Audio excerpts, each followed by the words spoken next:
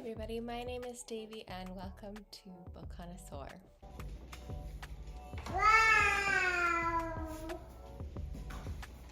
So we have an exciting video today, and that is my best books of the year so far. It is the beginning of July and I somehow have read 10 books that I've rated 5 stars.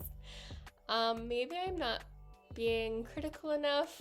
I'm pretty liberal with my 5 stars. I have taken back a few that I gave after some time sitting with the story, but these books, I have sat with most of them and they still are 5 stars in my head. It's gonna make a really interesting end of the year best books of the year video because I'm gonna have to narrow down this list because I assume I'm gonna have another 10 for the second half of the year. Let's get going. So the first book of this year, 2024, I rated 5 stars, and that was Northwoods by Daniel Mason. This book is the story of a house in Massachusetts, and you follow it from when it was built by these 2 Puritans who fell in love and escaped their group of people. And each chapter is a different iteration of the people who live in the house and who occupy the house, whether that be apple orchard farmer or a formerly enslaved woman on her way to freedom in Canada. And I thought this book was so beautiful, and there's an element of magical realism throughout, and there are characters who write songs. You get little ballads throughout the rest of the book that are like written by them, and you also get photos.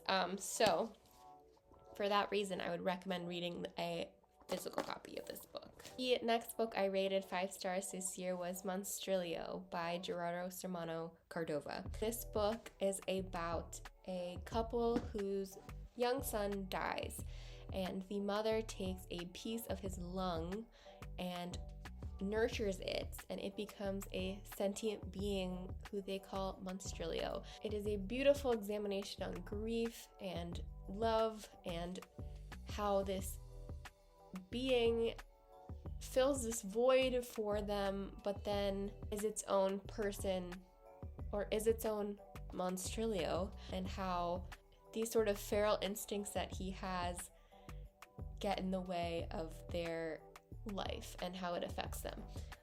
I thought this was really beautiful. It's queer, it's great. It's such a good story. I loved it. The next book, which are probably on a lot of people's best books of the year list, is The Heaven and Earth Grocery Store by James McBride. This book is about Shona and her husband, and they run a grocery store in the Chicken Hill neighborhood of Pottstown, Pennsylvania. This story is about the demographics of this neighborhood changing and how Shona and her husband Moshe are these Jewish people who integrate with the Black community that's growing there. And you get stories from the Black community and stories from the Jewish community, and how Shona is just this force to be reckoned with throughout. It was really beautifully done, and I flew through this story, absolutely ate it up.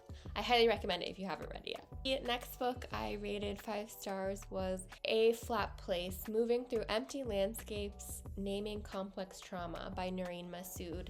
Now, this book was shortlisted for the Women's Prize for Nonfiction. It tells the story of the author's upbringing in Pakistan under the rigid control of her father and the connections she finds in flat landscapes where she now lives in the UK.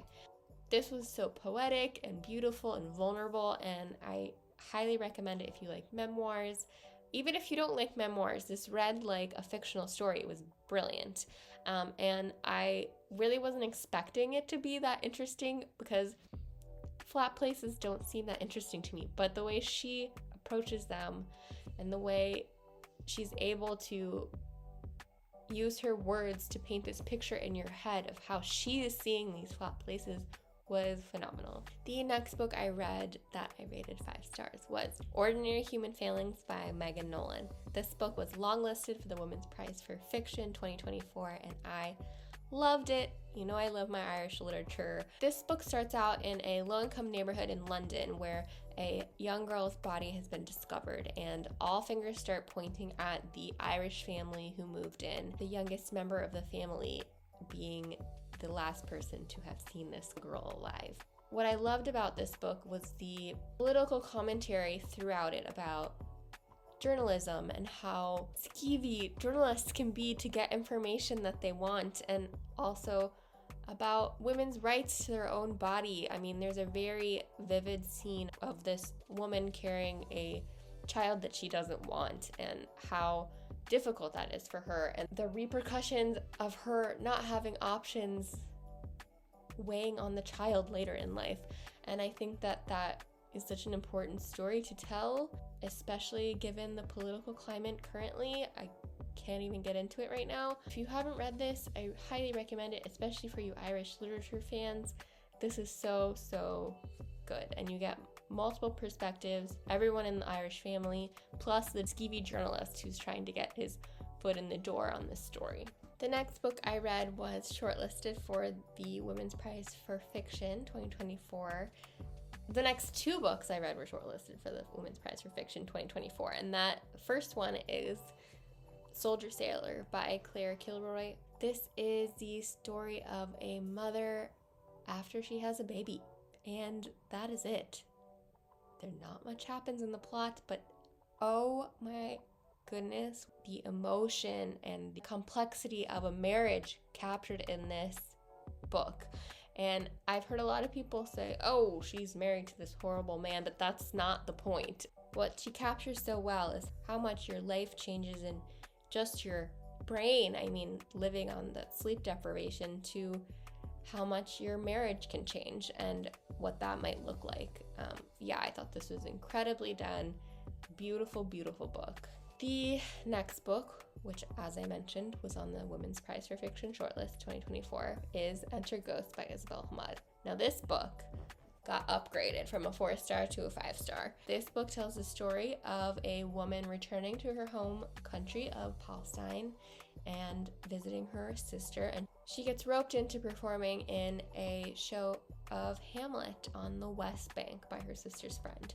And what's so beautiful about this story is you really get a lot from all of these characters, and there's a lot of characters. You got everyone in the cast of Hamlet plus more. Really gets across the conflict that is happening right now between Palestine and Israel. What I love so much about this book is it shows the power of fiction and how you can really paint a picture of what it's like for a person to be living in an occupied territory through a fictional story and get this out into the world. And I think it's an important read, especially right now.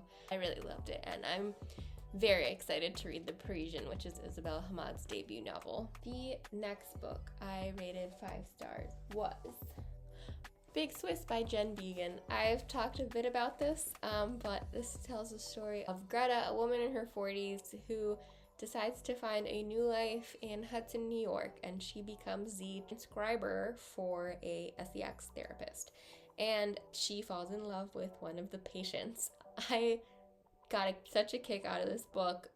Greta's got a lot of her own mental health struggles, but her character was just so well written, and I loved it. I loved everything about her. I can't think of a character who's more memorable to me than Greta. Highly recommend it if you like funny and messy books. We're down to the last two. The next book is Shiggy Bane by Douglas Stewart. This book tells the story of a young boy and his troubled alcoholic mother and how they are getting by in life to survive. This book was really raw and incredibly beautiful, and something that comes across so strongly is Shuggy's love for his mother, and I'm a sucker for that kind of thing. I'm a mom. Yeah, those books really get to me. His mother was incredibly flawed, but he loved her still, and that really comes across in this story. And I also really enjoyed how Shuggy's different. This is based on Douglas Stewart's own life, and he is a gay man, and Shuggy growing up in the rough parts of Glasgow, Scotland as a gay kid was really beautifully done. I mean, you can't help but love Shuggie, and I cried. I loved it. I loved it. I loved it. I loved it. And the last book is You Made a Fool of Death with Your Beauty by Akwaeke Emezi. I've talked about this quite a bit on here at this point, but this book tells the story of Faye, who is a widow, and this book takes place 5 years after the death of her husband in a tragic accident, and it's about love and grief. It follows her throughout her exploration into dating, and she ends up being attracted to her boyfriend's dad. And that is all I needed to know to pick this up, and I loved it. I'm surprised I didn't read it earlier. Akwaeke Emezi is so freaking cool. Something I loved about the voice in this book was it seems so consistent with who I imagine Akwaeke Emezi is, based on their music and their, I don't want to say vibe, but I mean vibe. I mean, they're so cool. I loved it. And Akwaeke Emezi is an incredible writer. If you like romance, this is for you. If you don't like romance, this is also for you. I do not like romance. Don't be fooled by the spiciness in the beginning. It's not that spicy, but there is a little bit of spice. Sprinkle. I have one honorable mention, and that is Foster by Claire Keegan. How could I not? This is the story of a little girl who gets sent to a foster family because her family is having yet another child that they cannot afford. And I mean, Claire Keegan can just say so much with so few words.